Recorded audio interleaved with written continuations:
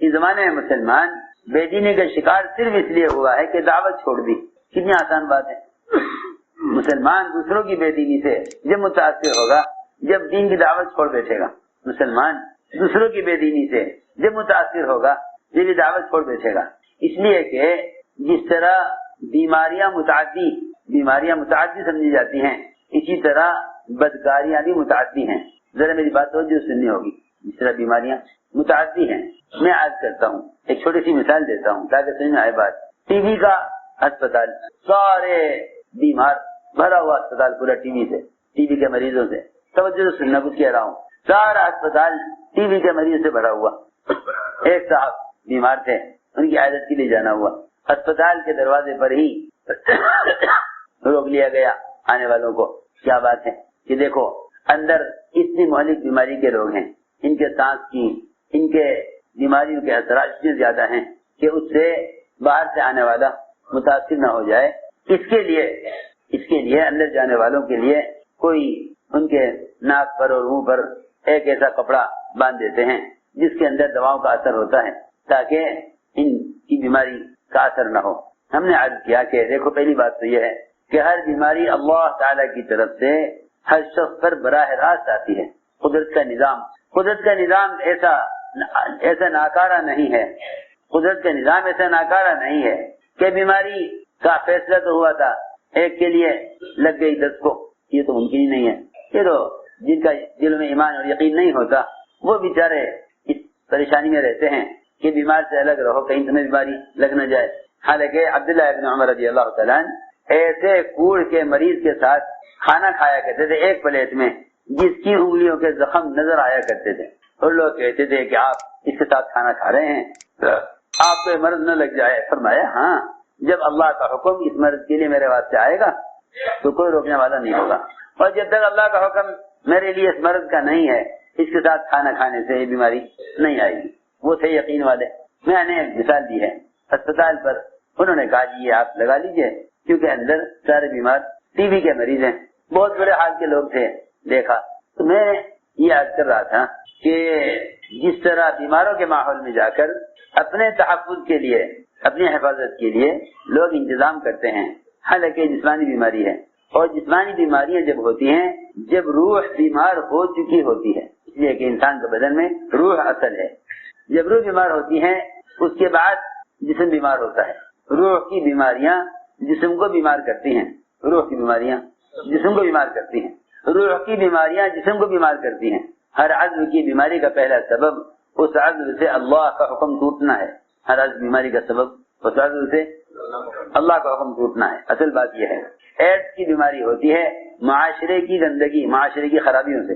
میں نے عرض کیا کہ اپنے جسم کو بیماری سے بچانے کے لیے آدمی خود اپنا انتظام کرتا ہے کہ دوسرے کی بیماری سے خود محفوظ رہے. بس میں یہ مثال دینا چاہتا تھا کہ لوگ جو منکرات کے اندر مبتلا ہیں ان کے گناہوں کی گندگی سے ان کے گناہوں کے اثر سے بچنے کے لیے پہلی شرط یہ ہے کہ تم دوسروں کو بھلائی کا حکم کرتے رہو ان کو منکرات سے روکتے رہو تو ان کے گناہ تمہارا نقصان نہیں کریں گے. علیکم انفسکم لا یضرکم من ضل اذا اهتدیتم. حضرت صدیق فرماتے تھے اس کا مطلب یہ ہرگز نہیں ہے کہ لوگوں کو چھوڑ دو ان کے حال پر اپنے اعمال کرو. نہیں فرماتے تھے یہ مطلب اس آیت کا نہیں ہے. اس آیت کا مطلب یہ ہے کہ تم اپنی ذمہ داری کو ادا کر دو دوسروں کو تم منکر سے روکتے رہو تو ان کے منکرات ان کے گناہ تمہارا نقصان نہیں کریں گے. ان کے منکرات تمہارا نقصان نہیں کریں گے اگر تم اپنی ذمہ داری کو پورا کر رہے ہو. میں نے عرض کیا کہ دوسرے کے گناہوں سے بچنے کے لیے دوسرے گناہوں کے میں نے عرض کیا کہ جس طرح لوگ کہتے ہیں کہ بیماریاں متعدی ہیں دوسرے کو لگ جاتی ہیں تو پھر اس سے اندازہ کرنا چاہیے کہ روحانی بیماریاں تو جسمانی بیماریوں سے کہیں زیادہ خطرناک ہیں. جسمانی بیماری کا تعلق تو صرف انسان کی حیات تک ہے. جسمانی بیماری کا تعلق تو صرف انسان کی حیات تک ہے. آپ جانتے ہیں سارے ڈاکٹر لگے ہوئے ہیں 8-10 ڈاکٹر. کوئی بے بشر دیکھ رہا کوئی دل کی دھڑکن دیکھ رہا کوئی شوگر دیکھ رہا کوئی یہ دوا دے رہا کوئی وہ دوا دے رہا. یہ ساری کوشش اس تک ہے جب تک انسان کے جسم میں روح ہے. روح نکلتے ہی ساری مشینیں سارے ڈاکٹر سب الگ ہو جائیں گے. دوسری بات ہے چاہے کسی بادشاہ کا جسم ہو چاہے کسی فقیر کا جسم ہو. ڈاکٹروں کو جسم سے کوئی تعلق کوئی جو ہے کوشش باقی نہیں رہتی جس جسم سے روح نکل چکی ہوتی ہے. ہاں جب تک روح ہے جسم میں کوشش کی جائے گی بچانے کی. میں نے عرض کیا کہ دوسروں کے منکرات سے بچنے کے لیے، دوسروں کی روحانی بیماری سے بچنے کے لیے سب سے بنیادی سبب یہ ہے کہ آپ دوسروں کو معروفات کی دعوت دیتے رہیں، دوسروں کو منکر سے روکتے رہیں، تو پھر لوگوں کے گناہ آپ کی دین کا نقصان ہرگز نہیں کریں گے. میں نے عرض کیا دوسروں کی بیماری سے بچنے کے لیے جس طرح اسباب اختیار کیے جاتے ہیں اس سے کہیں زیادہ ضروری ہے کہ آپ دوسروں کے منکرات سے اپنا بچاؤ کریں. ارے سنو تو صحیح میں کیا کہہ رہا. لوگ اس بچاؤ کے لیے کوئی کونا پکڑ لیتے ہیں. کیا کر لیتے ہیں؟ کوئی کونا پکڑ لیتے ہیں.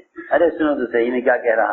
لوگوں کا مزاج یہ بنا اس زمانے میں کہ میاں اپنے دین کی حفاظت اگر کرنی ہے تو کوئی کونا پکڑ لو، لوگوں کے ساتھ ملنا جلنا اختلاط کرنا چھوڑ دو. میری بات یاد رکھو، یہ وہ امت ہے کہ اگر کوئی شخص اپنے دین کے تحفظ کے لیے، اپنے دین کی حفاظت کے لیے لوگوں کو دعوت دینا چھوڑ دے اور لوگوں کے ساتھ اختلاط کرنا چھوڑ دے تو باہر کے ماحول کا بگڑنا اس کی خلوت کو بھی چھوڑے گا نہیں، اس کی خلوت کو بھی چھوڑے گا نہیں. کسی نہ کسی راستے سے فتنہ شکر میں داخل ہو کر رہے گا.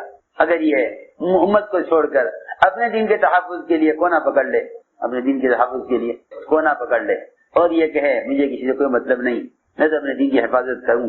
نہیں، اپنے دین کی حفاظت دوسروں کو دین پر لاتے رہنے میں ہے. اپنے دین کی حفاظت دوسروں کے منکرات سے بچنے کے لیے دوسروں کو معروفات کی دعوت دیتے رہو تو تم لوگوں کے منکرات سے بچے رہو گے، ورنہ فتنہ تمہارے گھر میں داخل ہو کر رہے گا.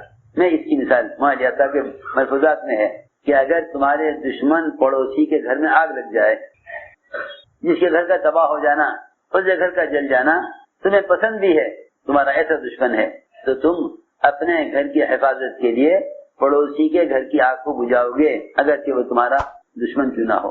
پڑوسی گھر کی آگ کو بجھاؤ گے اگرچہ وہ تمہارا سخت ترین دشمن ہے، لیکن تم جانتے ہو کہ اس کے گھر میں آگ لگنا میرے گھر کو چھوڑے گا نہیں. تم اپنے گھر کے تحفظ کے لیے کم سے کم دشمن کے گھر کی آگ کو بھی بجھانے کو ذمہ داری سمجھو گے. اندازہ کر لینا چاہیے کہ دوسروں کے منکرات سے اپنے دین کو بچانے کے لیے دوسروں کو منکر سے روکنا کتنا ضروری ہوگا. جب دشمن کے گھر کی آگ کا بجھانا اپنے گھر کے تحفظ کے لیے ضروری ہے، اس سے اندازہ کرنا چاہیے. ہم سمجھتے تھے ایک آگ اتنی جلدی نہیں پھیلتی جتنا جلدی منکرات کا اثر پھیلتا ہے. جتنی جلدی منکرات کا اثر پھیلتا ہے، منکرات کا اثر جتنی جلدی پھیلتا ہے یہ آگ سے بھی زیادہ جلدی پھیلتا ہے. کیونکہ ایک بے نمازی کی نحوست 40 گھروں تک، ایک بے نمازی کی نحوست 40 گھروں تک. تو میں نے عرض کیا کہ یہ بھی نہیں کہ آدمی کوئی کونا پکڑ لے اپنے دین کی حفاظت کے لیے، بلکہ ضروری ہے کہ اپنے دین کے تحفظ کے لیے دوسروں کو عمل کی طرف دعوت دو. میں اس کو عرض کر رہا تھا کہ لاحق آ گیا اذان کے وقت، چلو نماز کے لیے. ہم آپ نماز کے لیے چلیں، نماز کے بعد سامان لے لیجیے. اگر کم سے کم یہ آدمی نماز پڑھنا آیا تو آپ اپنی نماز کی آپ نے اس گاہک سے حفاظت کر لی. اگر آپ نے اس گاہک کو نماز کی دعوت نہ دی تو پھر آپ اس کے مدعو ہوں گے اور یہ آپ کو داعی ہوگا دنیا کی طرف. یہ کہے گا مال دے دو، یہ کہے گا مال دے دو. آپ کہیں کہ نہیں نماز کے لیے چلو، نماز کے بعد دکان پر آ جاؤ، میں دکان کھولوں گا نماز کے بعد، مال لے لینا اور نماز پڑھ لیں. چنانچہ ہر سمجھتے تھے یہ سمجھا کہ ہاں میرا یقین بن گیا، کیونکہ میں گاہک کی میں نے پرواہ نہ کی. نماز کے بعد گاہک نے کہا میں نہیں ملوں گا کہ نہ ملو، مال نہیں لوں گا کہ نہ لو، اللہ پالتے ہیں، میں تو نماز کے لیے جا رہا. آ گیا نماز کے لیے. میں سمجھتے تھے بس یہ سمجھتا ہے کہ میں ایمان کے کمال کو پہنچ گیا، حالانکہ ایسا نہیں ہے. اللہ رب العزت اس کے ایمان کو پرکھنے کے لیے دکان سے بڑی شکل سامنے لائیں گے. پہلے چھوٹی شکل کو چھوڑا نماز کے لیے، اب لائیں گے کوئی بڑی شکل، اب لائیں گے کوئی بڑی شکل، اب لائیں گے کوئی بڑی شکل سامنے. اسے میں عرض کر رہا تھا کہ ہر سمجھتے تھے چلے نماز کے لیے مسجد کی طرف. ابھی وہاں پہنچے ہی تھے دروازے پر مسجد کے، پیچھے سے کسی نے آ کر کہا کہ وزیر اعظم آپ کو بلا رہے ہیں، آپ گھر پر آ گئے ہیں. سمجھتے تھے اگر اس وقت قدم اٹھے وزیر کی طرف تو اس نے اللہ کی بادشاہت کا انکار کر دیا. اس نے صاف بات سمجھتے تھے اس نے اللہ کی بادشاہت کا تو انکار کرتے. میرے دوستو عزیزو، اللہ کے اوامر پر یقین کا آنا اس کو کہتے ہیں کہ ساری کائنات کی شکلوں کو اور ان شکلوں کو لے کر چلنے والے اغیار کو ایسے انکار کر دو کہ اللہ نے بلایا ہے. اللہ کے بلانے کے مقابلے میں ہم کسی کی آواز نہیں سنے. تو ہم سمجھتے تھے کہ اگر اس نے وزیر کے بلانے پر یہ بھی خیال کر لیا کہ نماز قضا تو نہیں کروں گا، بس صرف اتنا ہوگا کہ جماعت کی نماز چھوٹ جائے. جیسے آج کل لوگ کہتے ہیں یہ تو سنت ہے، فرض تو ہے نہیں جماعت سے پڑھنا. لیکن مصلحت کا تقاضا یہ ہے کہ اس وقت وزیر نے بلایا ہے، اگر نہ گئے جیل میں ڈال دے گا. بلانے پر کیوں نہیں آئے؟ اس سے کہو کہ آپ نے ہمیں کیوں بلایا اس وقت اللہ ہمیں بلا رہے ہیں. آپ کو ہمیں بلانا تھا تو آپ پہلے تحقیق کرتے کہ مسلمان کا کون سا وقت نماز کا ہے، کس وقت مسلمان نماز سے فارغ ہے، اس وقت بلاتے. آپ نے کیوں بلایا نماز کے وقت؟ ہم سمجھتے تھے اگر یہ اس وزیر کے بلانے پر چلا گیا، نماز قضا نہیں کی لیکن جماعت کی نماز چھوڑ دی، سوال اس کا نہیں ہے کہ آپ نے نماز جماعت سے بڑی بغیر جماعت کے بڑی. سوال یہاں صرف اس کا ہے کہ اللہ نے آپ کو اذان کے ذریعے اپنے گھر میں بلایا تھا، آپ بلانے پر نہیں آئے. آپ بلانے پر نہیں آئے. سوچو تو صحیح، ادھر وزیر نے بلا لیا، ادھر اللہ نے بلایا. ادھر وزیر نے بلایا، ادھر اللہ نے بلایا. آپ اللہ کے بلانے پر اللہ کے گھر میں نہیں آئے اور وزیر کے بلانے پر مسجد سے واپس چلے گئے. سمجھتے تھے اگر یقین ہوتا دل میں، اگر ایمان ہوتا تو وزیر سے کہتا کہ اللہ نے بلایا ہے، اللہ نے بلایا ہے، ہم اللہ کے بلانے پر اللہ کے گھر جا رہے ہیں. وزیر سے کہو اگر اللہ مطلوب ہے تو کلمہ پڑھ کر آ جائیں، اور اگر تمہیں اللہ مطلوب نہیں ہے تو انتظار کریں، ہم نماز کے بعد ملاقات کریں گے. یہاں سے قدرت کا نظام چلے گا، یہاں سے قدرت کا نظام چلے گا. اللہ تعالیٰ سارے حکام وزراء کو اس کے پیروں میں ڈال کر دکھلاویں گے. من کان للہ کان اللہ لہ.